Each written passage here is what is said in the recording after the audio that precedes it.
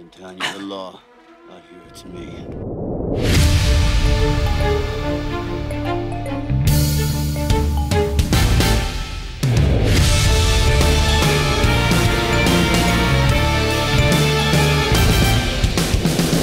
So before you take the nude, you write on your body in lip line. Are we on? Okay. Ooh. That's the pro move. Sorry, you're on DEFCON 1. Hello and welcome to another episode. Are you writing reversed, or is you just... Oh, you can just flip it on the phone now as well, sorry. I mean, I was just did lipstick, but then, I mean, whatever. I am Alice Caldwell-Kelly. I'm joined, as always, by my friends Abigail Thorne and Devon. Hey. How you doing? It's the summertime, baby. How you doing? I mean, I was very relaxed on that. It's hot. It's the evening time. We're recording in the evening instead of the afternoon for once. We're all having some thoughts. We're all in a mood. But that's fine because we're here to talk about a movie which is not horny. A movie called, technically, it's not Rambo First Blood. It's just First Blood. You don't have to say Rambo. It's not called Rambo until Rambo Part 3. It's Rambo the first time and Mom every time after that. Yes, yeah. And this is going to be our new series because they made 5 of these fucking things, and we're going to watch every single one of them. Yeah, well, kill John Rambo. I'm intrigued to see how they follow up this movie. I guess they could do prequels. I don't really want to see that, but like, yeah. So here's the thing, and this will become apparent over the course of discussing the movie First Blood, which is that I recently watched First Blood and found out that what I thought Rambo was simply inaccurate with regards to the first movie. Yeah. Just, I had a you picture in my thought mind. he was like in the army or something. No. He's just a guy. Yeah. He's just a dude. I mean, spoilers, but like, this film was fucking sick, and I absolutely loved it.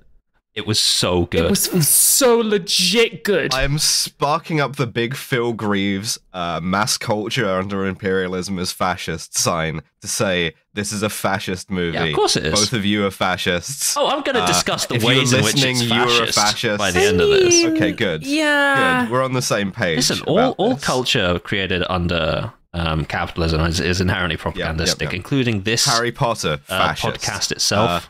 We're fascists, technically. Fascist. I mean, I do think it's got interesting things to say about masculinity, which is our remit. But let's dive in. Okay. So we start with a classic of the genre, Drifter Comes Into Town, right? This is where a lot of the shit originates.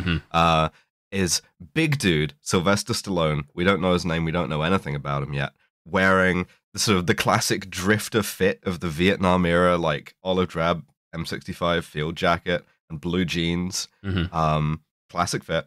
And he comes to a town, we don't know where it is, looking for a guy he was in the army with in Vietnam. Yeah, well, actually, we open this with this beautiful shot of a cabin on the lake, and Sylvester Stallone, John Rambo, steps into frame, and he sees it and he smiles. And this is actually quite a nice moment. And I was just like, oh, is he coming home from the war? Is that what's happening? And he approaches the people living in the cabin, and he's looking for this guy, Barry, who gave him the address. And he says, oh, he's an old service buddy of mine from Vietnam. Like, we served, and he gave me the address. And I got home. I came to visit him, And the lady there tells him Barry's dead.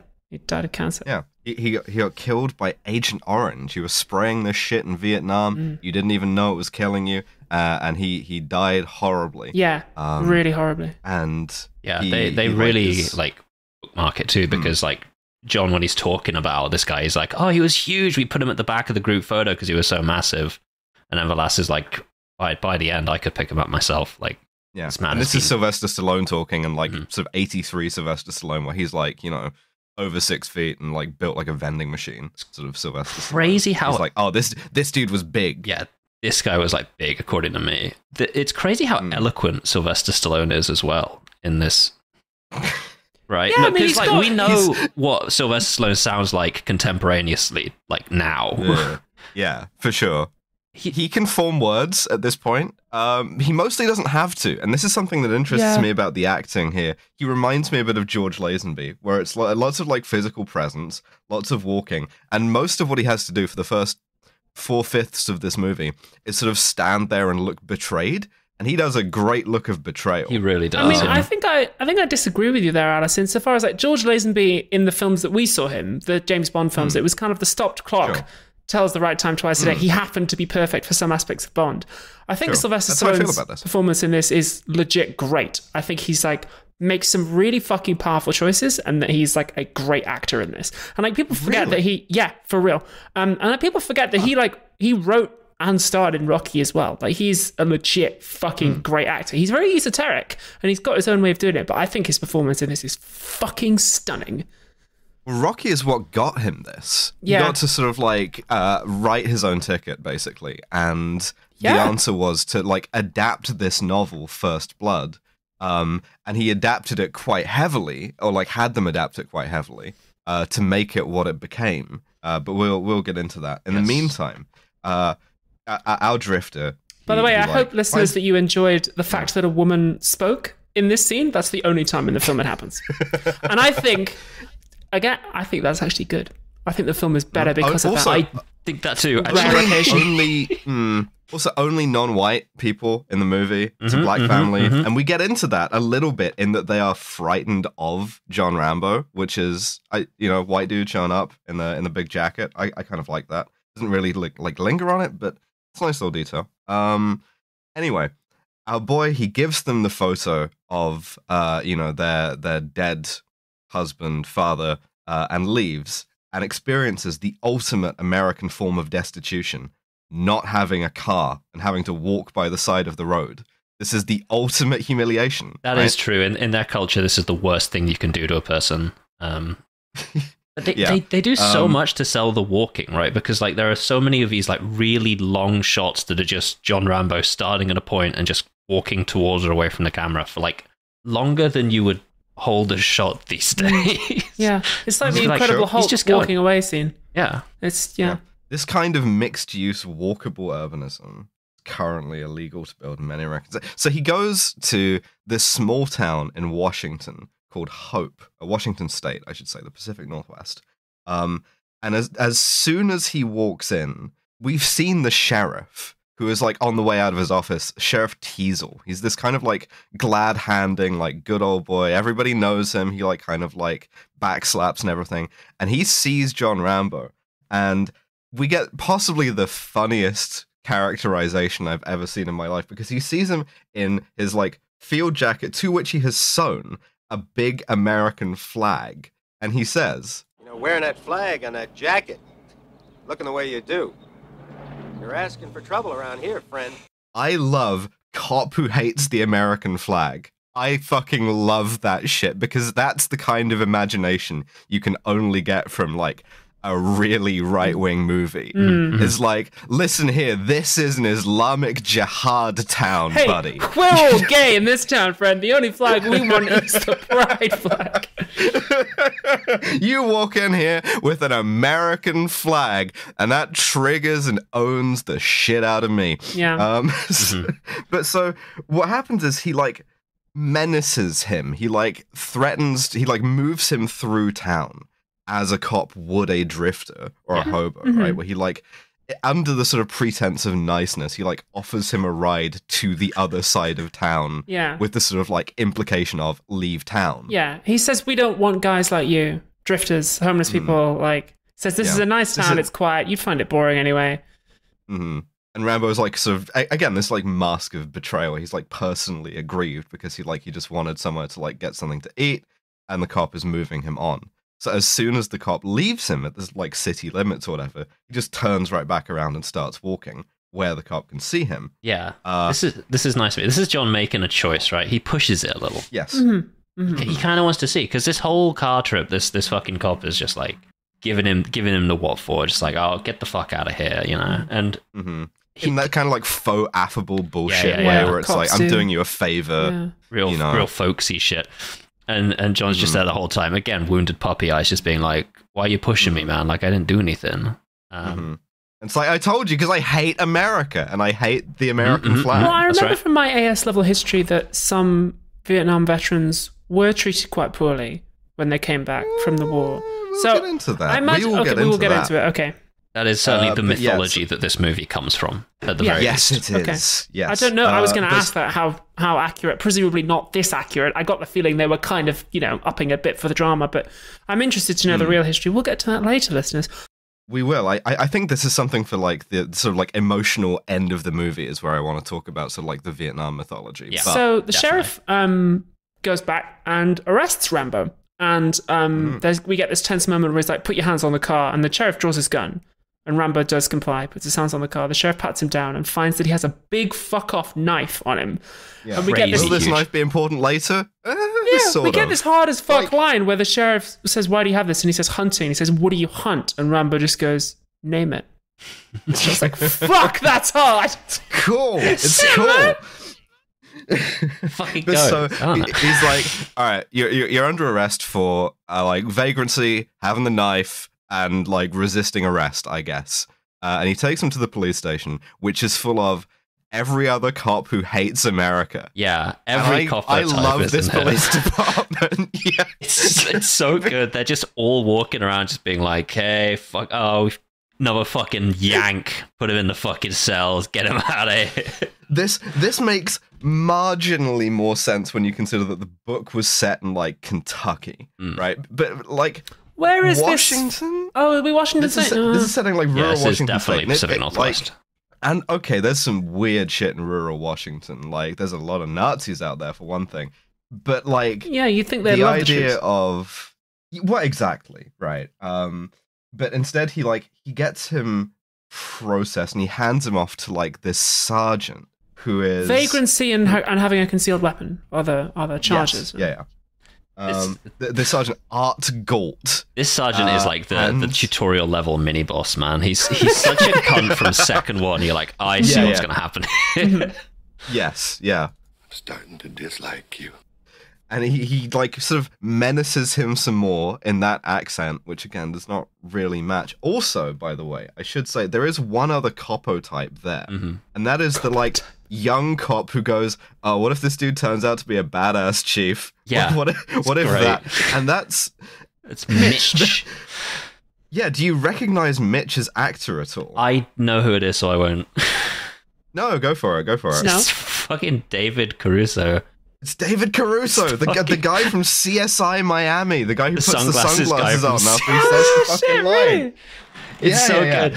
I'm not sure if he's like a guy I'd love to see exactly, but he's definitely a guy, and he's in this movie as the kind of twink cop who's oh, I don't know, he might turn out to be some kind of a badass. Yeah, he's the cop who's like marginally trying to be nice, because we see that Art Galt is like really mean to John, and they're also mean to him specifically because of his soldiery. They call him like Soldier Boy. Yeah, that's really funny. They like take his dog tags off of him, and they're like, "Oh, in the army, what'd you learn there? Being gay." It's so fucking David Caruso's like, "I don't know, maybe he learned to like hunt people like animals," and Art Galt's like, "Nah, I think he learned how to fucking be gay." Yeah, that's right. And John has a flashback, a very brief flashback to a POW camp. He has the flashback mustache. This is one of my favorite details. It's so good. I want this to be the fucking episode art. They flash him back to, I guess, 70s, late 60s, early 70s Vietnam Rambo, where he's got like a handlebar mustache, and he's being, and we should say at this point, rightfully tortured by the People's Army of Vietnam. 100%. And he just flashes back to that. I love. He's got the fucking like sex magic mustache. It's like he does have some like a porno stash. Great. Yes. Yeah. So at this point, because he's a hobo and he stinks, they like hose him down. From which I get a line with a big hose going in the background, which makes it very annoying to listen to. But I get the line. What's the matter, Mitch? Don't you like water sports? Because Mitch is like kind of disgusted by the water sports. Speaking of the mustache, by the way, they keep commenting on like the fact that he has long hair and is unshaven, and it's quite funny because by today's standards he just looks normal because his hair is like shorter than yours is now, Dev, and like he's like maybe like hasn't shaved this morning, but that's it. But he's got this like 5 is o'clock deemed to be like best. You hippie piece of shit. Like your hair's touching your collar like he's in fucking middle school. Like the Stallone-ness of this kind of ruins it for me. Like if he had looked like a hippie, then yeah, sure. I get like cops bullying that guy, but he looks like Sylvester Stallone with slightly longer he's hair. He's 10 foot taller than any of them as well. He's massive. Yeah. He's so huge. And they're spending every fucking second of it just being like, fuck you big bitch, fuck you, what did you serve our country, cunt? And just like pushing him. And he's flashing back to a Vietnamese guy going like, what are you serving your country, Vietnam War? Pushing him. Bitch, bitch. And it's fair enough, fuck him.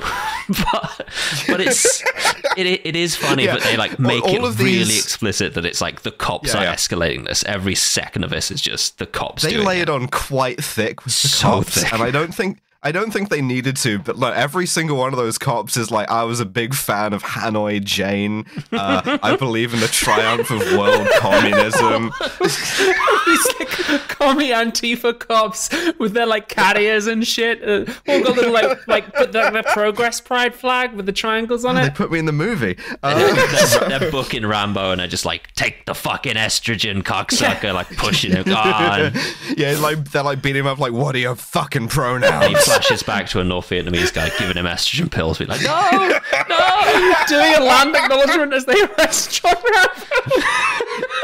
It's a really good thing we didn't do Hot Shots or Hot Shots Part Dead before this, because like there are a lot of ways in which this movie verges into self-parody, and all of the ways in which it's actively been parodied are like very, very, it has a long cultural lifespan. But so they try to like, I guess, semi-torture him by shaving him before his court appearance, but in the sort of weirdest torture decision, Art Galt is like, no, he doesn't need any shaving foam. You're just gonna like give him razor burn, like razor like, burn him up.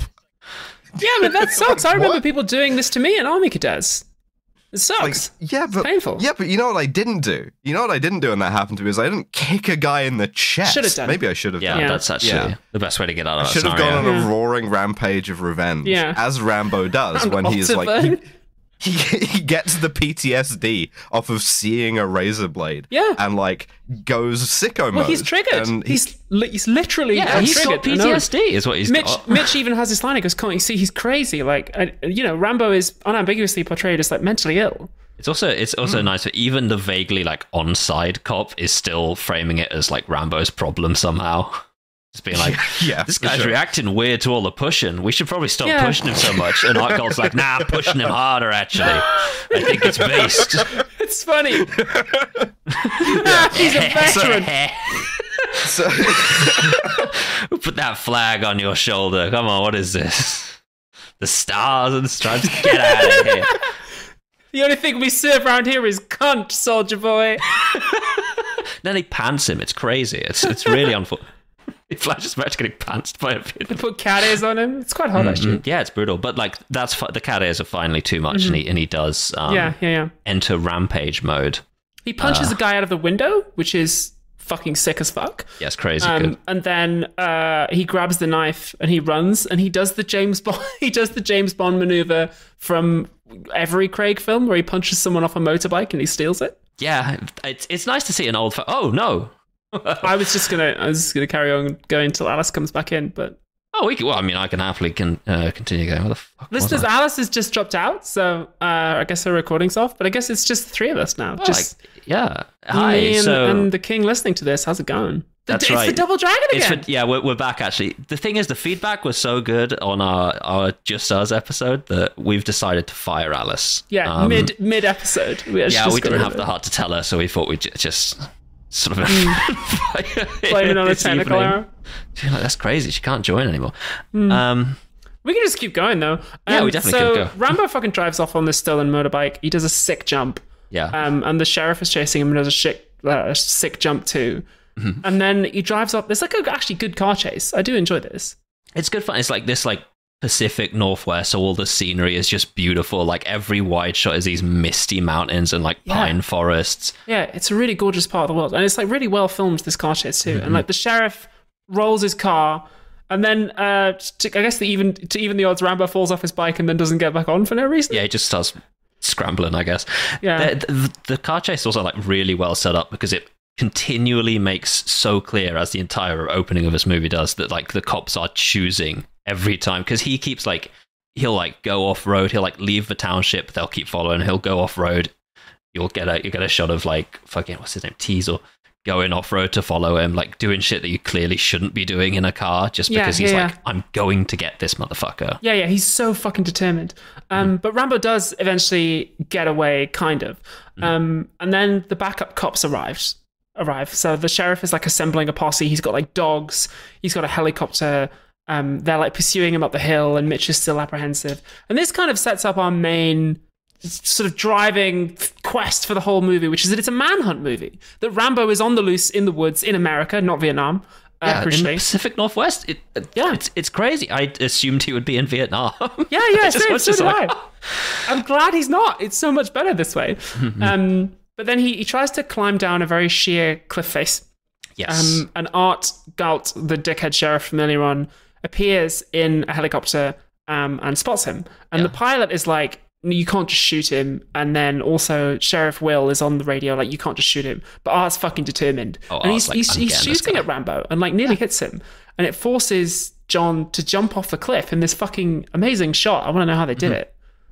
It's such a long shot. He like jumps. He like, there's so much hang time, and then he like crashes through this tree, slows himself to a halt just about, and then like lands. And what's fantastic is that he's so hurt by this.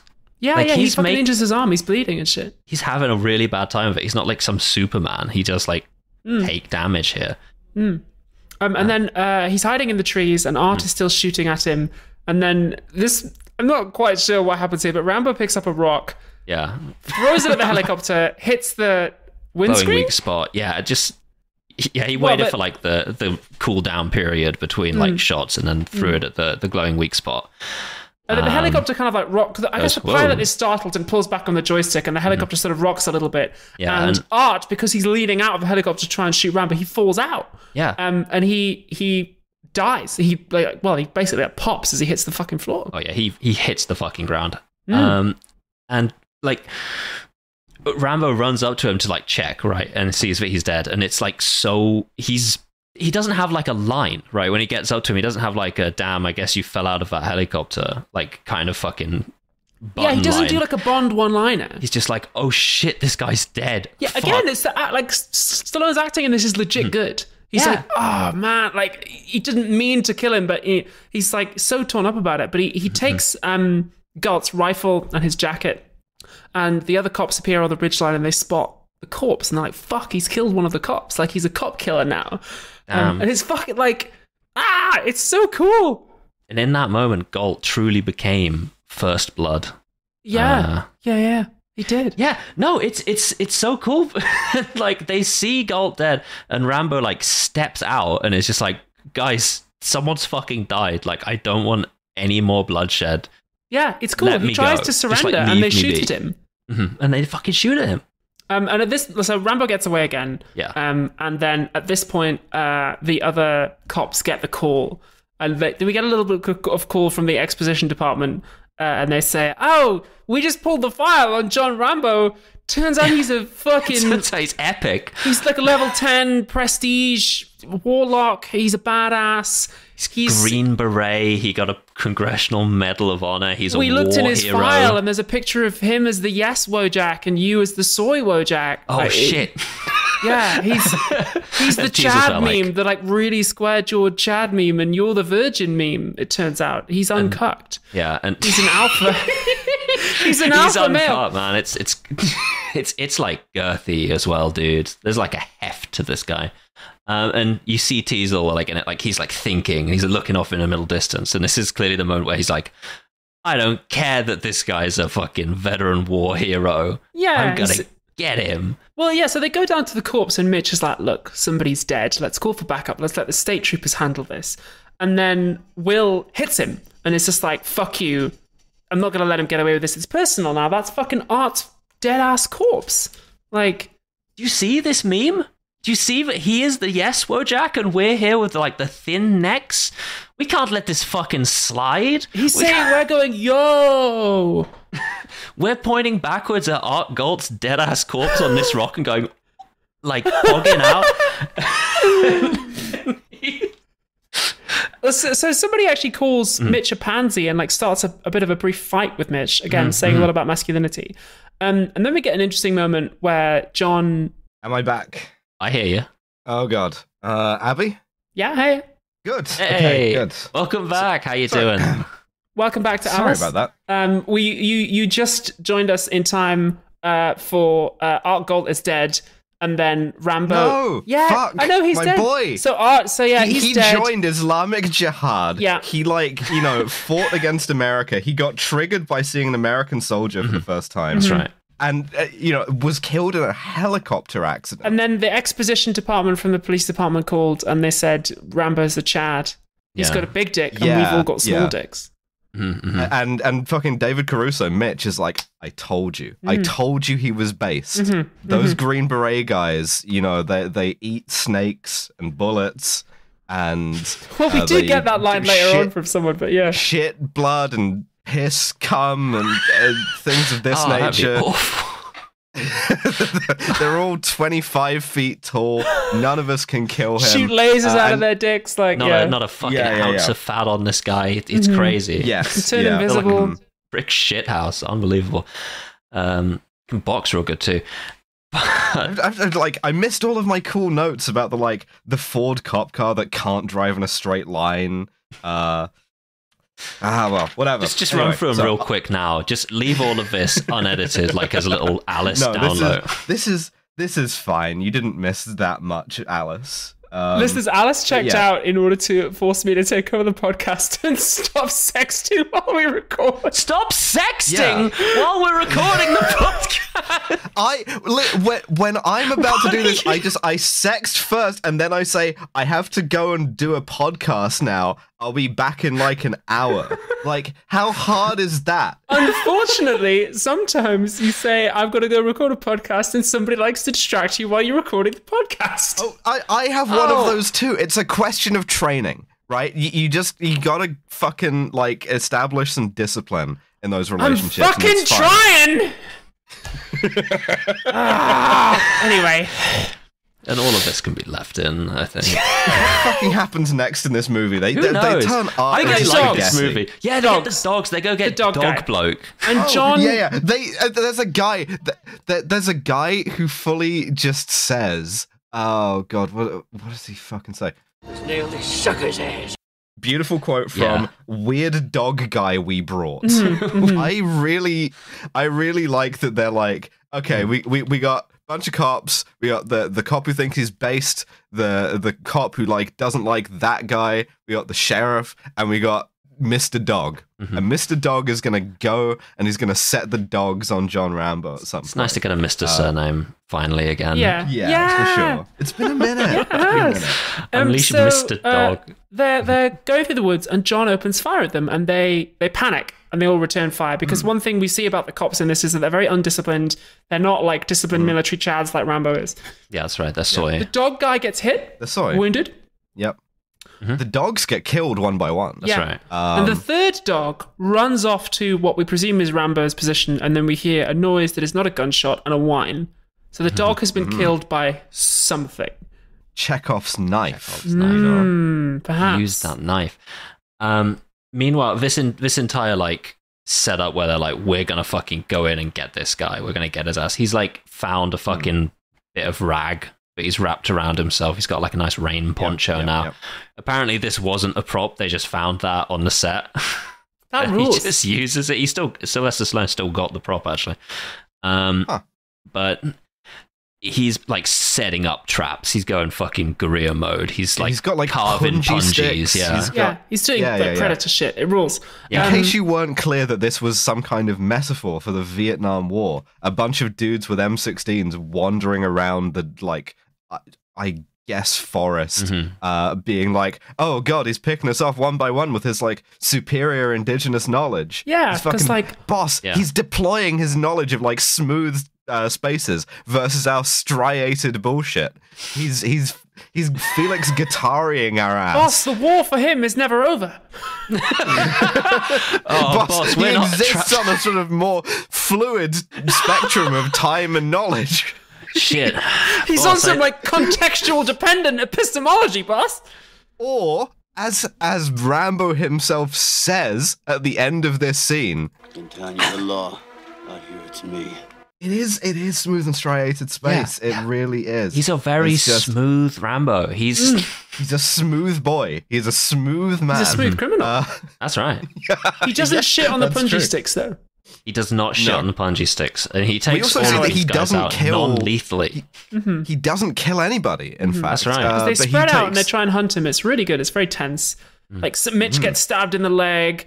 Ward gets punched out. Like somebody else, like he's like coming down from the treetop. Somebody else gets caught in a spike trap. Somebody else is garroted to a tree. Like everyone's fucking panicking because he's taking them out one by one. And then Will is the last one left. And then like Rambo suddenly just like melts out of the shadows and like holds him at knife point. And he's like, "Look, I could have killed you guys." Like, have you read Deleuze and Guattari? Because I got a whole film school essay about this shit right here. You're gonna sit through this for about an hour and a half. No, what he says is he gives him the cool line in town. You're the law.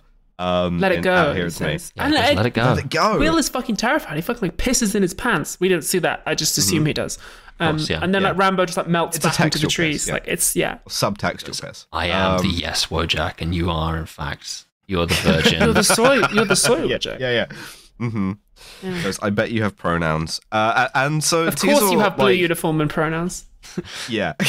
Teasel, of course, cannot let it go. He can't do it because it's like American Vietnam, right? Yeah. So instead he gets the state police Vietnam? and the National Guard in. Yeah. So.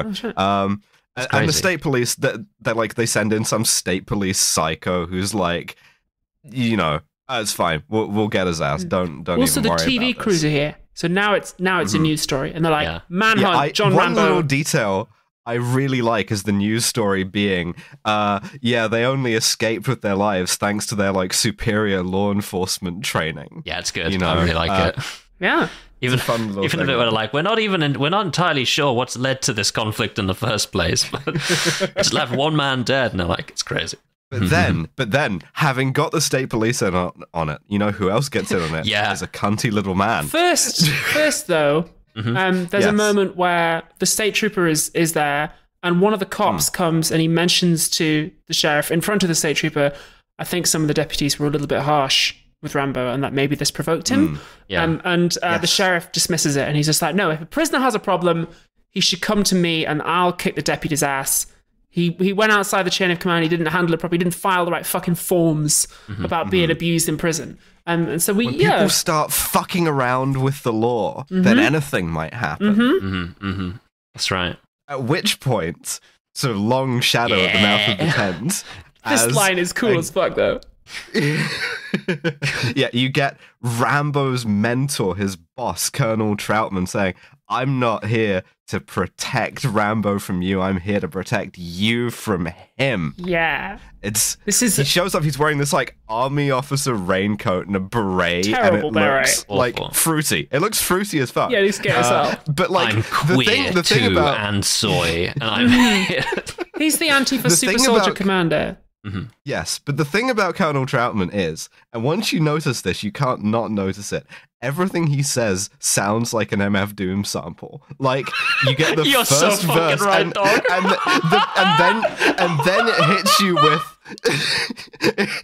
You don't seem to want to accept the fact that you're dealing with an expert in guerrilla warfare. Doom is becoming more powerful than ever. Mr. President, I am controller of Planet X. And like every single one of his lines both sounds like an MF Doom sample, but also is delivered in a sort of like 10% fruity way, where it's like an expert in guerrilla warfare. This actor, it's interesting. Dude. I'm not sure whether this was like a deliberate choice by the movie or whether this was just the actor's style, but he is giving it like about 10% more than everyone else, not just in his voice, but also in his like face and his physical acting as well. Like, go back and watch this film, listeners, with an eye to this particular performance, because it is interesting. It does stand out. I can't decide whether I like it, because in one sense it kind of takes me out of the flow of the film, because I'm like, okay, this actor's kind of doing a bit more. But in the other sense, it does track that this guy would have a different way of moving and speaking and being than everyone else, because he is from a different context. So I don't know. I'm not really sure what I feel about it, but like, it's a cool performance. Colonel MF Doom sample is mostly in this plot for one reason. to tell you how cool Rambo is. He's Rambo's hype man. Rambo's dad rocks up and is just like, my boy is so fucking cool though, guys. Yeah. And it's so good because the entire conversation between like Teasle and Troutman is just like them saying lines kind of past each other. Just like epic action film lines, just like going, but it's like, strictly speaking, he slipped up. You're lucky to be breathing. And Teasle was like, that's just great, Colonel. You came out here to find out why one of your machines blew a gasket. Yeah, it's really good dialogue. I was like, okay. Yeah, it's fun. So what Colonel MF Doom Sample suggests is, look, let Rambo go. Let him slip away. Let him get past you. Take the L. And then, because right now he's in fucking like live or die, fight or flight mode, and he will just kill any motherfucker who comes near him. So let him go, let him calm down. We'll pick him up in fucking 2 weeks when he's drifted onto another town. You'll just arrest him at a car wash and it'll be fucking fine, okay? Otherwise, he's going to make this an absolute fucking nightmare for you. And then MF Doom Sample's like, that's the plan. And then Sheriff Wheeler's like, no, I've got another plan. Because hubris. He's got hubris going on. I can get this guy. I don't care how epic he is. I'm going to make him say that he's the fucking soy Chad. Yes. Because he humiliated him, and also he's American, and he hates that. That's right. He's refreshing his page constantly to see if Rambo's commented.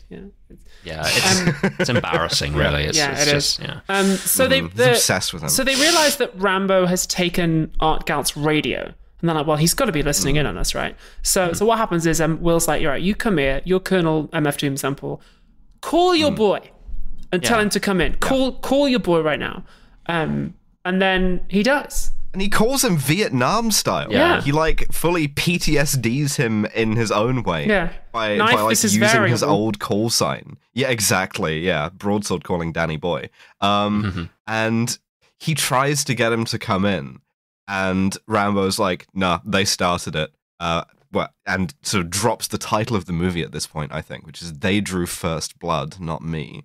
We get some really, we get a really poignant moment here where Rambo says, they're all dead. Everyone on the old team is dead. I'm the only one left. And then Colonel MF Doom Sample's just like, what about Barry, the guy from the opening of the film? He's like, he's dead too. Big Barry. He died, big, huge Barry. Died of cancer. He's little Barry by the end. He died little Barry. Yeah. Sad to say. And then he says, well, John, this won't do. You're hurting friendly civilians here. And he says, there are no friendly civilians. Which was like... It's like Vietnam. It's like Vietnam. Yo, this movie about Vietnam. That's crazy. That's like the 70s version of making a movie about 9/11. Is this movie's about Vietnam? Yeah, that's true. Movies can be about being transgender or 9/11 brackets Vietnam, and this is about 9/11 brackets Vietnam. Yeah. So they're tracking his location through the radio. At this point, we have to get some like National Guard comedy. Yeah, it's part of like a long. The Weekend Warriors. Well, it's a long American tradition of like disrespecting your own military reservists, and you know that I'm completely humorless about this shit. I looked this up. 9,000 dudes in the National Guard went to Vietnam. 156 of them died. Fuck you. This is lazy comedy. But the joke is, they're all just dudes from the town, and they're like fucking idiots, and they don't really want to be there. One of them's like, I got work in the morning. I'm not going to get myself fucking killed. It's good. No, it is. Yeah, they're doing the shit from Stripes, and they like track Rambo down to his cave, and they sort of threaten him, shoot at him for a bit. Rambo runs out of ammunition. And then they blow him up with a rocket launcher. Yeah, they're really happy about using it too. They're like, come on, use the rocket launcher. Yeah. Like, come on.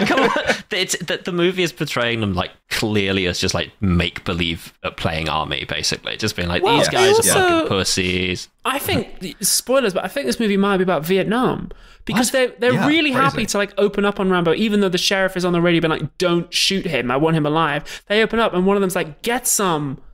Yeah. They're like pretending like holding to be the trigger down, like They're pretending to be like big Vietnam War heroes.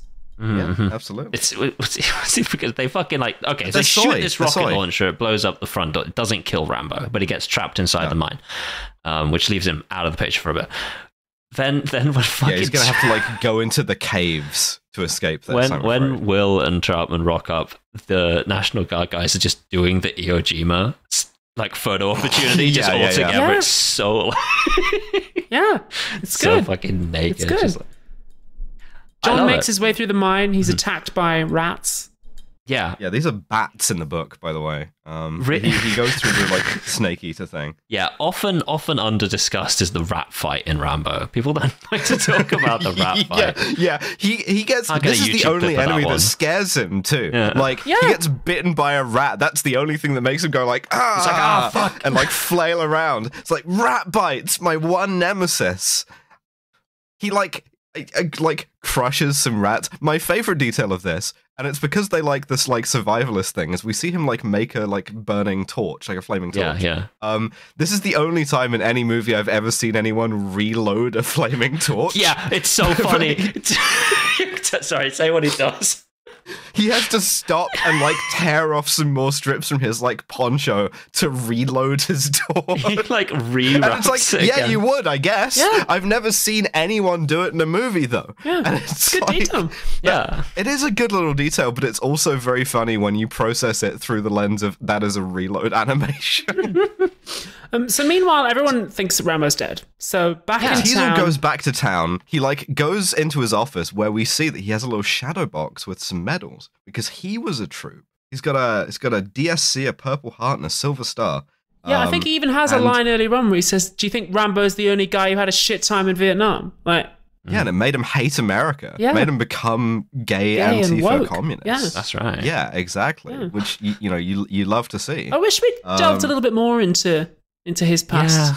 We could have done more with that other for film, I sure. think. On the other hand, I do genuinely like this sort of thing in like 70s, 80s movies of like leaving characters as ciphers a bit. Whereas now you'd get like, oh, this is a sort of, it's a Disney property, so you get like an extended mini-series about exactly what that guy was doing. Yeah, in you Vietnam. get to Well, look, find I think exactly the Disney where he got extended his- miniseries, I think they're great media. I think they're really good. I think everyone should watch them. Where the hell else are you going to Yeah, I find mean, out you how could've- Han got his iconic name? Yeah, you could have been cast as like that dude's girlfriend while he was in Vietnam. Yeah, You know, yeah. that's money. That's money on the table. Yeah, it is. That's right. That's actually. culture. Yeah, that's That's true. art. It's, I think it's Disney nice Plus. that we get to cut a mic. I think it's nice that we get to see how Will and Troutman like respond in the seeming aftermath of Rambo's death. Like they even like have a little meeting in like the fucking local Yes, they dive bar or do. some shit. And Yes, they do. And Teasel, Will, says to him, first of all, I mean, what would you have done with him if he came in? Would you wrap your arms around him, give him a big sloppy kiss? do you have explored each other's bodies? And Troutman Would looks you off have, in the like, distance and goes, I don't know, man. I don't know. I'd have to see him. There's a great line a minute after that where like they're talking, the conversation has moved on and they're talking about like killing or whatever at this point. Yeah, honor. And like Teasel says it's like confusing or whatever. But what Troutman says is he looks into the middle distance and he goes, you know, in Vietnam, Rambo and I got pretty confused. Yeah, they did explore each other's bodies. Like that is textual, by the way. Yeah. Sexually, emotionally, romantically. Troutman and Rambo have absolutely fucked. Yes, yeah, for sure. I'm just going to go to AO3 real quick. They were Meanwhile, sexting in Rambo's like- Vietnam. Yeah, meanwhile, Rambo's like in a cave beating rats to death. It's so good. Yeah, the heart to heart across this table between these characters is intercut with Rambo fighting a horde of rats. Indiana Jones. It's really fucking good. He has to do like a Rat King boss at the end too. Yeah.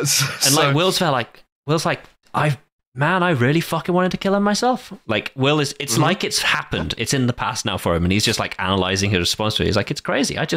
I was there. I was gonna got some fucking like get him. self-knowledge. Yeah. Yeah, he's like he climbs back down from the like sort of tragic collision course that they're on. And he's like, man, I really wanted to kill that guy because he like humiliated me. Speaking of At which climbing, point- we get this moment where Rambo climbs out of the mine up a ladder and into the light, and there's a really nice moment because I think a lesser film would have had him spot the ladder and then immediately go up it. But instead what happens is he spots the ladder and he looks up at the light on it and he just puts his hands on the rung and just kind of like rests for a moment, and he doesn't have a line. But again, it's like that moment where he finds Galt's body where he doesn't have a line, but his reaction to this is just like, you can tell that he's like grateful and like, thank God I fucking made it through this difficult rat maze. It's just a really nice little moment that just adds a little something to the character. Yeah. Just reached the ladder. For sure. Acting. Oh, God, I fucking love acting so much. He's saving the game. Yeah. Yeah, he reaches a checkpoint. I'm not fucking redoing the goddamn rat level again. I hate this shit. He goes through the rat level. He like Fucking climbs a sewer big levels. ladder. Yeah, intro to Oblivion. All of Snake Eater is copied from Rambo. He goes through the entire opening to Oblivion. It's just. And I actually laughed out loud because he opens like up the top of the trapdoor at the top of the mine, and he's like directly outside the police camp. So, fuck! Out of the frying pan. He does some stealth section, and then he like carjacks a truck. He carjacks the truck in a friendly way. Which is quite he gets fun. in and it's like, out you get. And the guy's like, no. And he's like, all right, go on, no, out you get. Just pushes him. He asks him his name first. He like puts a knife to his throat. He's like, what's your pronouns? And the guy's like, he, him. He's like, and he use holds the any. knife to his throat. He's like, she, her. He's like, okay, cool, get out of the fucking truck. But also, there's a point where the guy who's being here? like... there's a point where Sorry, what are we Rambo's doing? anti-woke. Rambo is anti-woke. Rambo never asks you what your pronouns were. No. Rambo knows what your biological pronouns are. Rambo There's no says, two hey ways. dude, and the soldier says, did you just assume my gender? And we get this fun moment where the guy who's being carjacked looks at Rambo, and Rambo's like, don't look at me, look at the road. That's how accidents happen. It's brilliant. Yeah, it's a fun little line. He also asks him what he has in the back, and the answer is the inevitable M60 machine gun. That's right.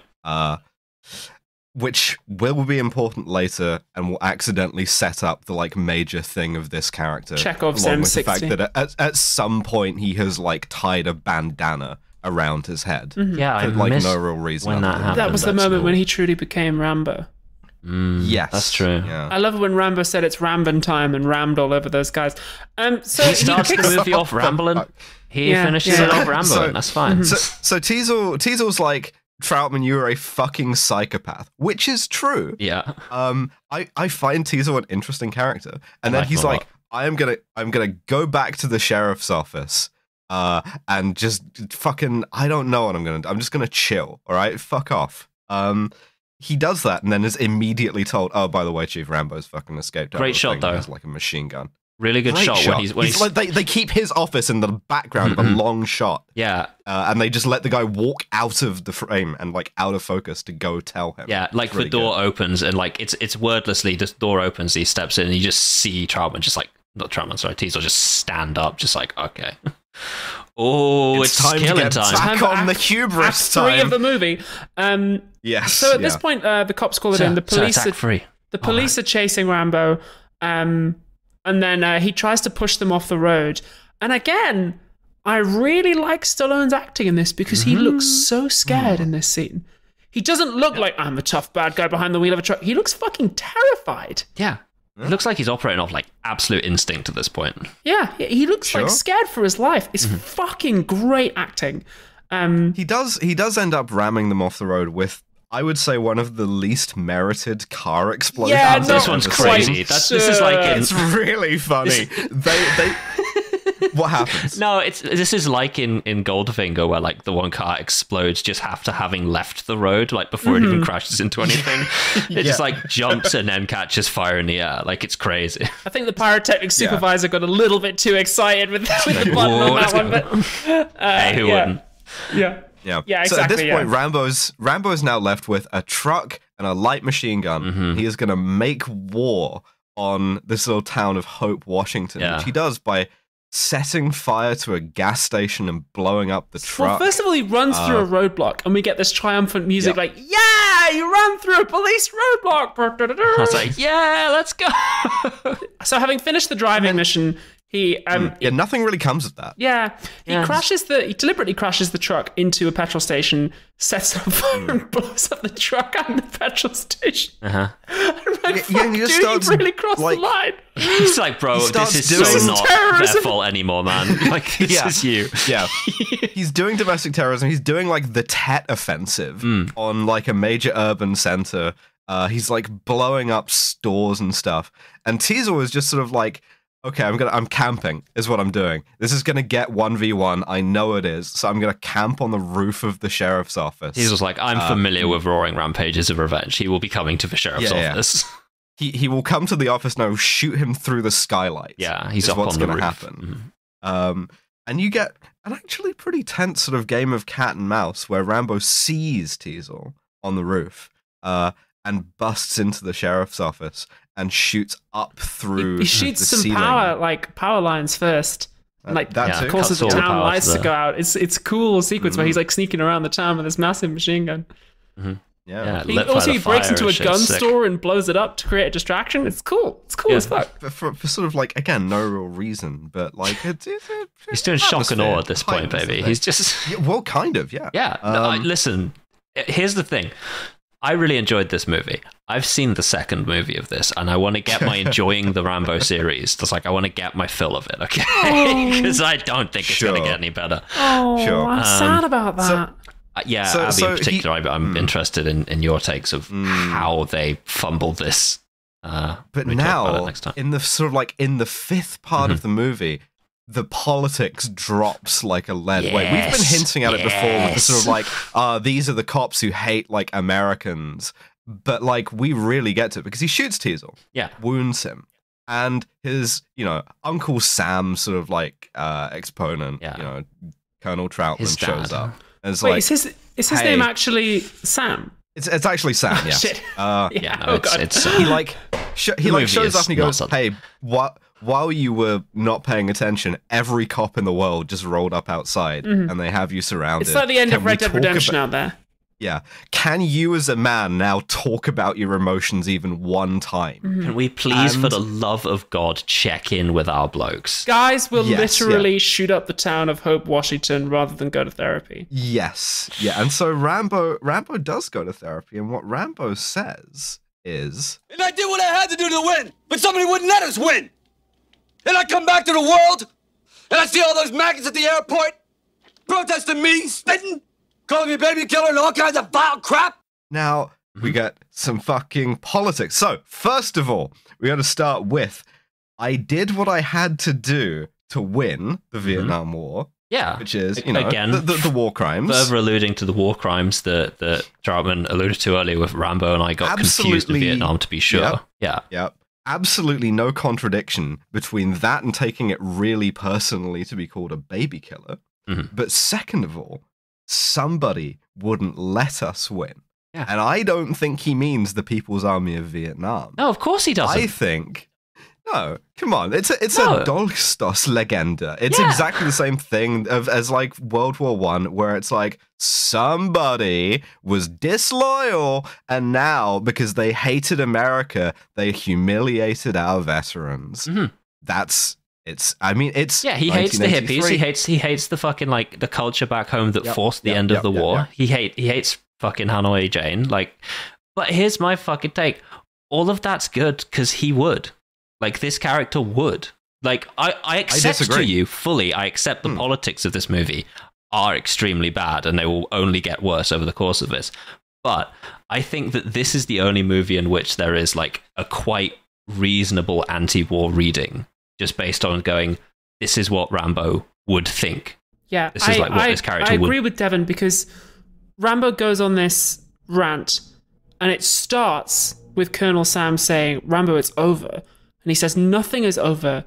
You don't just turn it off." And he talks about how I can't sleep. I'm jumpy all the time. He says, out there I was elite, I won medals. Here I can't fucking hold down a job at a car wash. Then he goes into the political bit, which is not all of it. It's just the middle section. And the third section of this rant, which is fucking beautifully acted. So well done. I It's disagree. I disagree that incredible. it's beautifully acted. It made me laugh my fucking ass I off because cried. the emotional core of this is the Stallone diction lets him down, and he talks about how his friend got blown up, and the fucking I have the drop. Calling my name. I want to go home, Johnny. I want to drive my Chevy. I said, well, what? I can't find your fucking legs. I can't find your legs. This brilliant. This nonsense. It's melodrama. No, it's not. It's beautiful because he's not articulate in this moment. He's lost in time. He doesn't know where the fuck he is. It's realistic that he wouldn't be the most articulate guy in the world. It's not inarticulate in a way that, like, of a guy undergoing emotional turmoil. It's inarticulate in the way of a bad actor. It's not. It's inarticulate in the way of a man who is crying as he says this. And, like, it is kind of funny and it is kind of absurd that he's like, I want to go home and drive my Chevy. He's like, but I can't fucking find your legs. It is one of those, like, brutal, dark moments. Like that fucking line that Harrison Ford had in fucking Harrison Ford versus Everyone in Ireland, whatever the fuck that movie was called, where he's like... Patriot Games. Patriot Games, where they were like, they could only save part of her spleen. And that was a line that you laughed at. And I was just like, fuck me, that is powerful. Because it is the kind of, like, absurd, realistic, unusual sentence that you would say when you're in a very unusual and very bleak scenario. No, I'm sorry, this scene is fucking beautiful, like, especially in the context of the fact that throughout the rest of the film, Rambo is almost completely taciturn, and here the floodgates just open. It was like, gorgeous. Name for me a different film. Like, it's incredible to see a movie end where, like, the emotional core of it, like the fucking denouement for this character is that he breaks down, and that's the end of the movie. That's never gonna fucking happen again. I'll tell you that for fucking free. Not in this goddamn series of movies. I think you're both giving it way too much credit, both politically and emotionally. Yes, I am. I think you are like invited very much to sympathize with the idea that, first of all, that, you know, the woke pussies at home made it so you, like, actually did lose the Vietnam War, and yes, Rambo is damaged, but it's kind of like both sidesing it, where it's like, oh, they didn't care, but also, like, the hippies didn't either, right? Which is nihilistic and fascistic. And the second thing is, he says, when I got home, they protested me, they spat at me, and they called me a baby killer. And there is a book called The Spitting Image, Myth, Memory, and the Legacy of Vietnam by Jerry Lemke, which I highly recommend.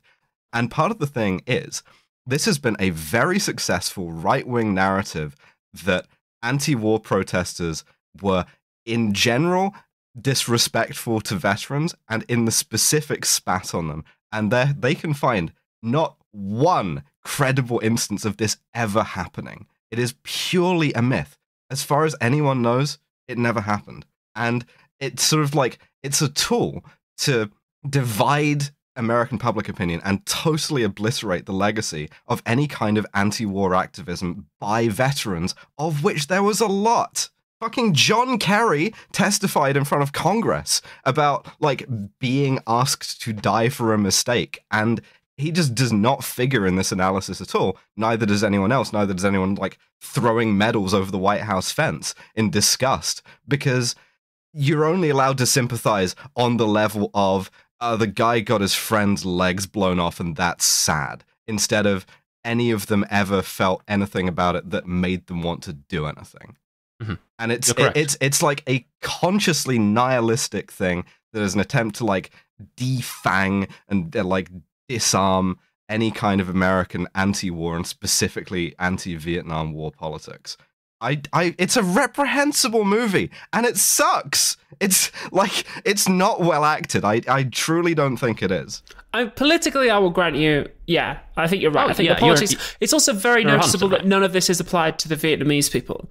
As in, like, well, do you think the war might have sucked for them too, bro? Like, yeah. No, fully, I will grant you that the politics of this is, like, real bad. And, like, a myth, as you say, a right-wing myth. But I'm sorry, I will not concede. I think this performance is fucking beautiful.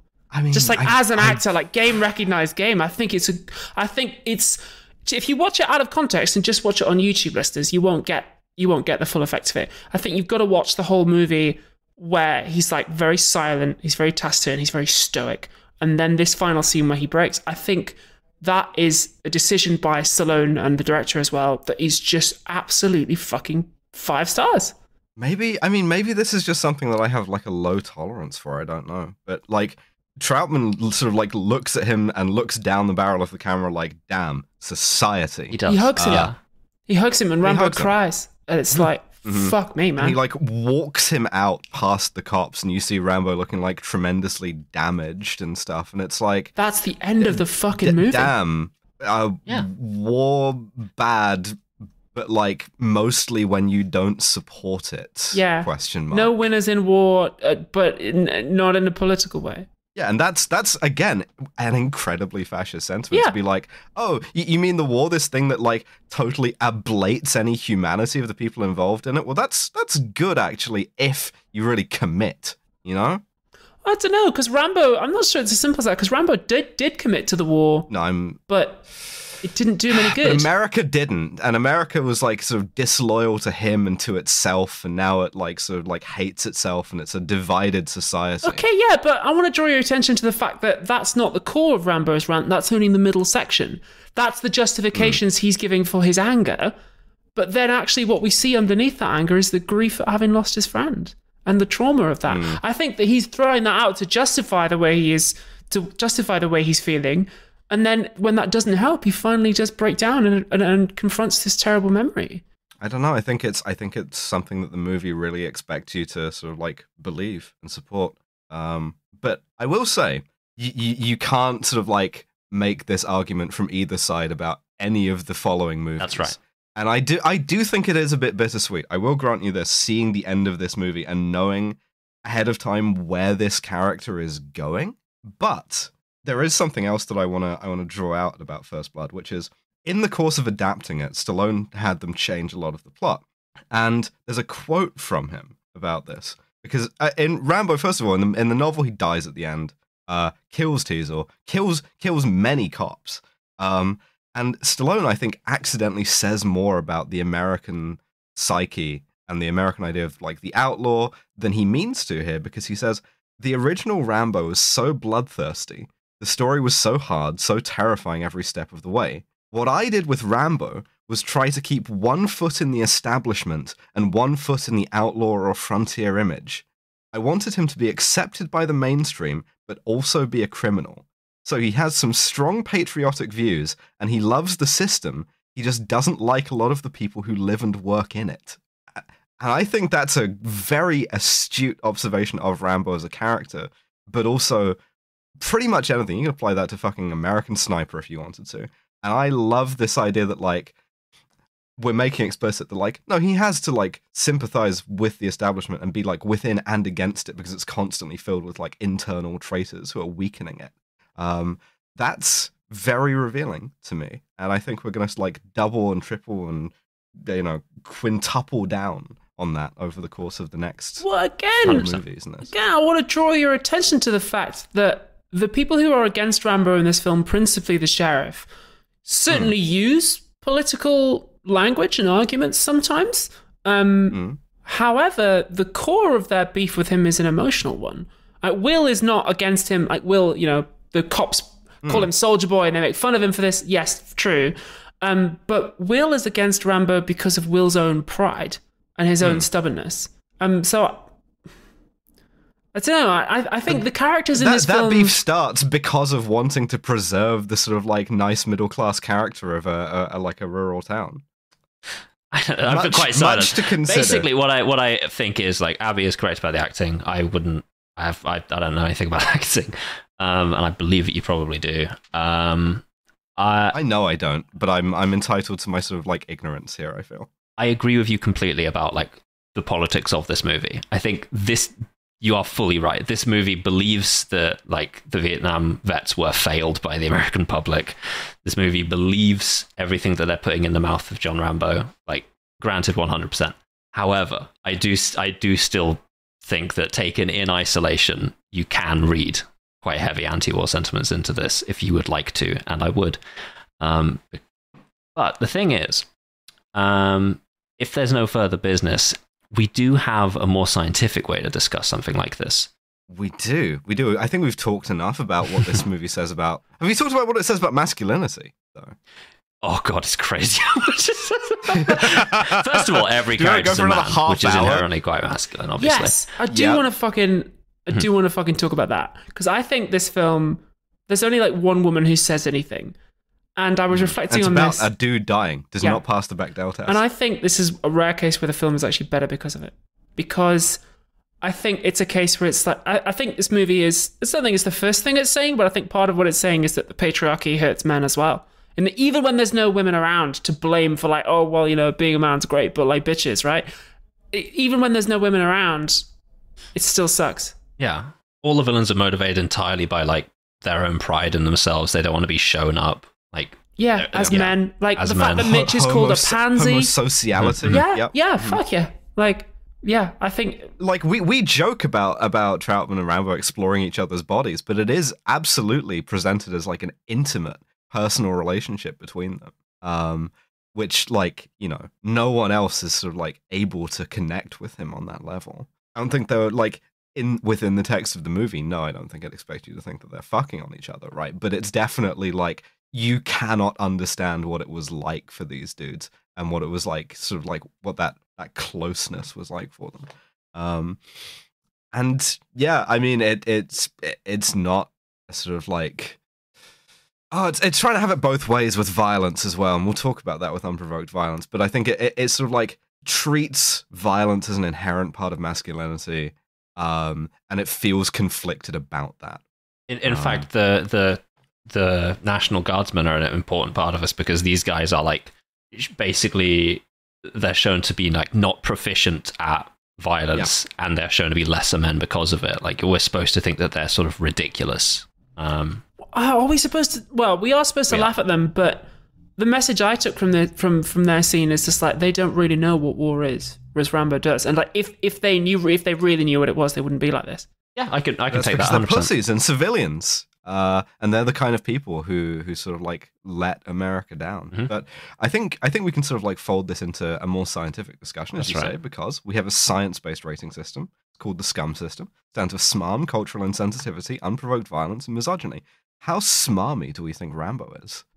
I think there's a couple of lines where it's a little bit pleased with just a couple where it's just like God didn't make Rambo, I did. It's just like you all come of the MF Doom samples. So like funny. Kicking it up a couple of points. There's definitely a couple of like movie ass lines in there. I'd give it like a 2 or a 3 maybe. Mm-hmm. Oh yeah. Yeah, I mean, I think that I grant you that the sort of melodrama with Rambo at the end is like very sincere. And I think it's like a sincere movie in that respect. But yeah, there are a couple of moments like that. I'd say a 2. Yeah. Oh, he sincerely holds beliefs that are wrong, but he holds them sincerely. Cultural insensitivity. This is interesting. Omission is baseline 2, I believe, is the standard. Yeah, it's an all-white movie, bar like one war buddy who is dead and does not appear, and his family, and the Vietnamese torturer. That's right. And that's right. That's true. Oh, that's true. Vietnamese people only appear on the screen torturing porn star mustache Rambo. That's true. So that's not a mission, which means one guy is there. Yeah. We'll want to leave room to go up. Yeah. Yes. Yeah. I would say from omission and from the idea that like the worst thing that happened in Vietnam was a bunch of white dudes getting their feelings hurt, that goes up to like a 4. Not tortured, but I'd say 4. Yeah. It's torture does hurt your feelings. That's one of the key things about it, I would say. Yeah. Well, it just depends on the torture, I suppose. Over half of I think so. Yeah. Yeah, definitely. It's not very sensitive towards the people of North. No, it's Vietnam. not very. No, it's not. No. So 4. 4. Yeah. Unprovoked violence. Now this is going to be a little discussion, isn't it? Because I think the movie's trying to have its cake and eat it. I think that's why it has every motherfucker hype up John Rambo. Is like. Secretly, you actually want to be placed in a situation where all of the ways in which you're interestingly fucked up and damaged and dangerous, you have an excuse to use all of those, and everybody's going to find out how dangerous you are. Yeah, it's called being a content creator. It's called being a man, I would say. Like that's a very American masculinity sort of thing. Is like, you know, you're lucky I'm on parole. You're lucky my kid's here. If I was really gonna kick your ass, then you would know. You know, and it's sort of like you have this benefit of being forced into it, where it's like, no, we actually don't have to confront the ways in which I'm like damaged by this until the very end, and then it's because that's a good point. What the thing is they go to great pains to be like none of the violence on Rambo's behalf is unprovoked for the first half of it. But then when he's done like escorting Uriel Septim through the fucking Oblivion tunnels, like he gets out, then everything he does is 100% unprovoked. provoked because they think he's Yes. dead, and he just goes for it. Like, Yeah, he's true. blowing He could have shit just up. run at that point. That's a good point, Dev. The entire actual rampage, I would say, is unprovoked violence. I would also say there's an interesting thing about provocation here, because it is Rambo who decides to like make a point. He's of, the one who like, turns around and starts defying walking the back. sheriff. Yeah. Yes, yeah, and I think there's an interesting thing here where of like self-deception within the movie, where it's like that doesn't count as provoking a fight, because although you factually did provoke it, morally you were right. Yes, I believe that is the case. Because if that was the provocation, then we would be accepting Teasel's thing of just like, you don't want to be in this town. This town is like not for you. Keep moving.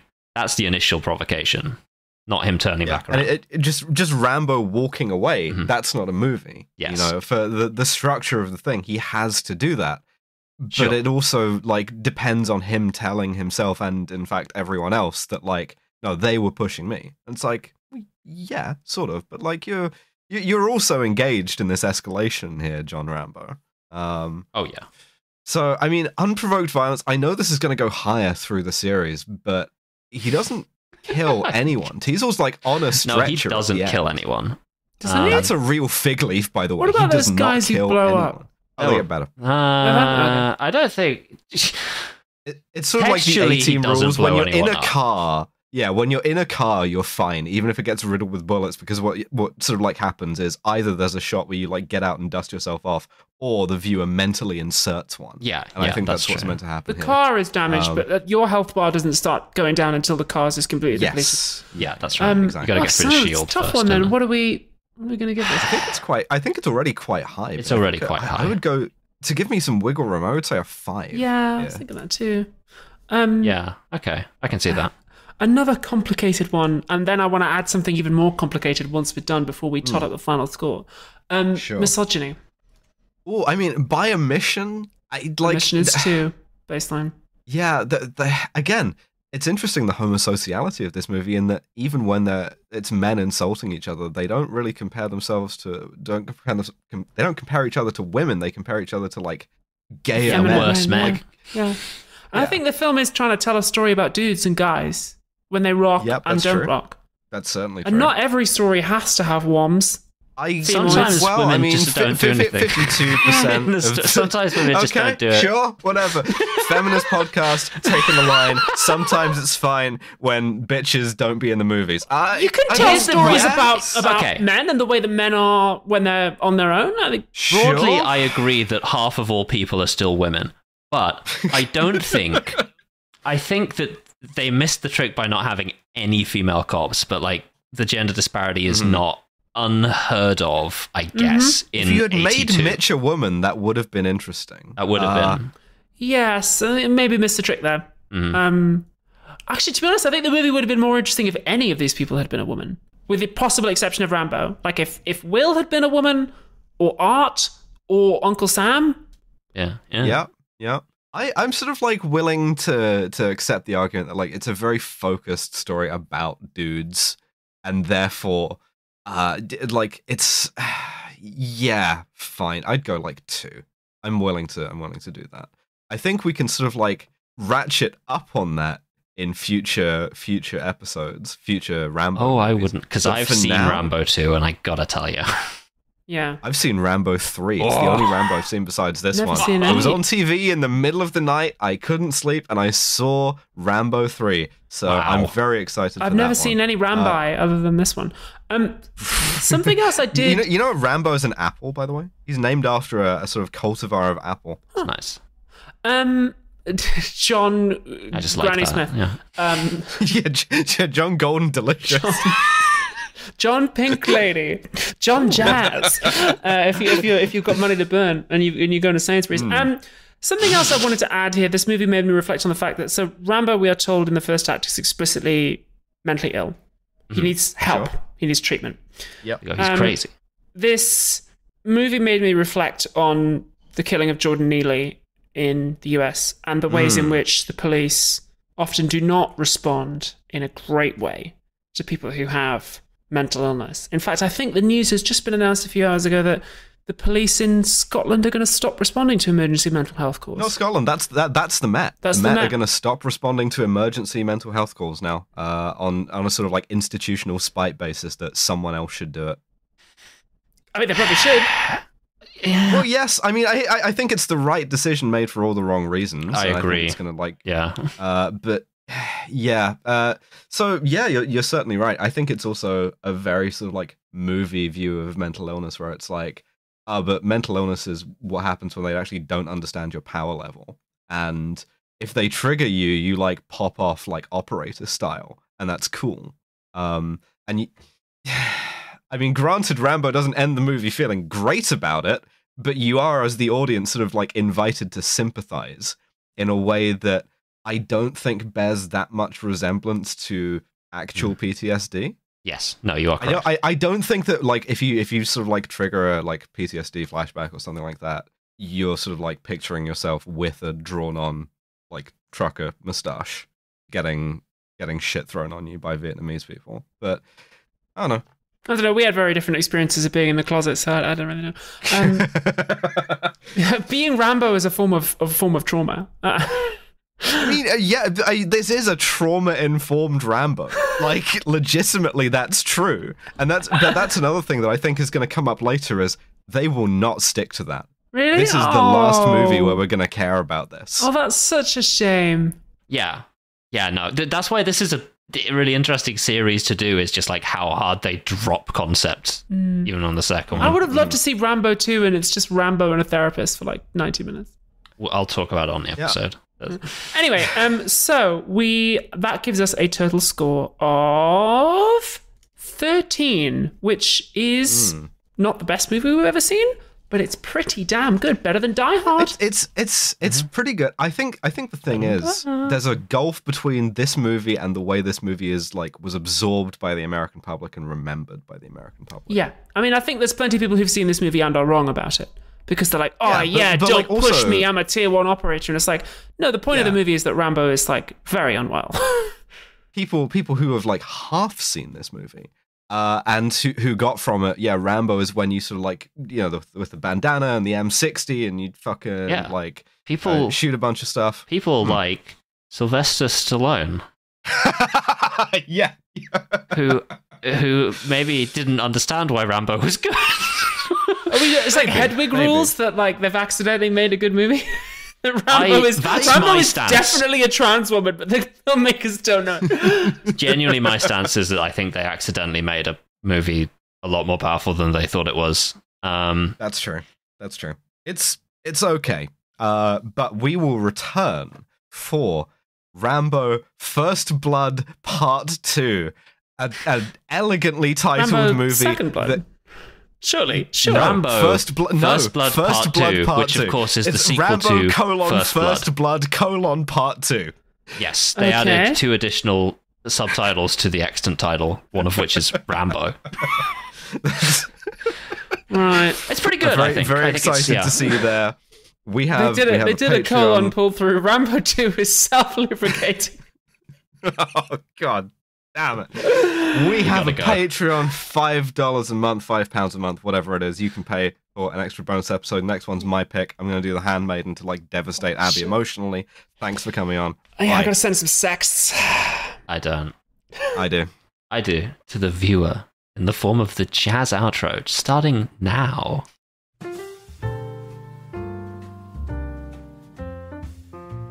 Thank you for listening to yet another episode of the illustrious podcast Kill James Bond.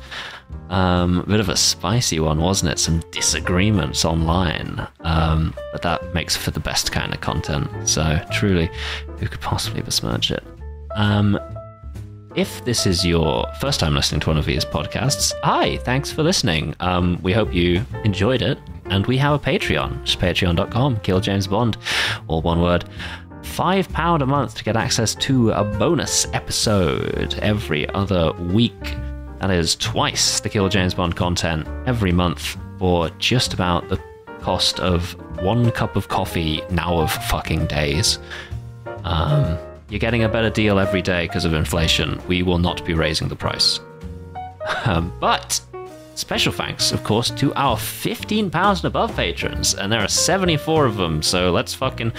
Lo Bjornsdottir, Candy Fox, Freya Aloysius, Gustavo Lira, Jack Holmes, Mike Berg, Hannah Oberhart, Nick Boris, Johnny Del Camino, George Rohack, Kentucky Fried Commie, Yarrick, Drone Lover, Nato Mori, Cohen, Enright, Devon's Secret Nemesis, Labour Delinda Est, Peter McDonald, Library Hitman, Ozymandias, Beef Crime, Callan Burney, Max Gaimanhart, Jack Drummond, Jonathan Curtis, Hell, J. Martindale, Kit Divine, Lysimesh, Trip, Mothman Tarp, Oh Big Titty Goth Girl, Thotimus Prime, Blonde American Trans Woman, Katie, you old fool, Icepod Gal, oh no, it's Andrew, Clara, Katie Brobst, Violet Cybra, Alex, Noblesse Oblaharsh, Corvid Cultist, John Bronan, a trans robot, Wolscott, Connor's cool big sister, Sang Shen, Ramona Random, Annie Ruby, Carbon, Silver Paul, Liz Nash in Florida, Saphira, Lucifer, Zoe Shepherd, Queen, Emily, Josie, Alfredo, Loz, Pycock, Roll, History, Quinn Valeria, Artemis Potter, and Elizabeth Ball. That's 2 names. Pay for a second. No, I'm just kidding. You're paying 15 quid. Turfs Eat Shit and Die Alone, Wolfie, Al Owing, Millie, Lauren Bastin, Robert Greensmith, Josh Simmons, Inga, Goodbye Forever, Mortran, and Finn Ross. Can you believe that I started doing these in quite a slow voice because of the jazz? Really got to get through them all quite fast now. Your James Bond is Alice, Abigail, and Devon. Our producer is the wonderful neighbor Thay. Our podcast art is by Maddie Lubchansky, and our website is by Tom Allen. See ya. Mwah.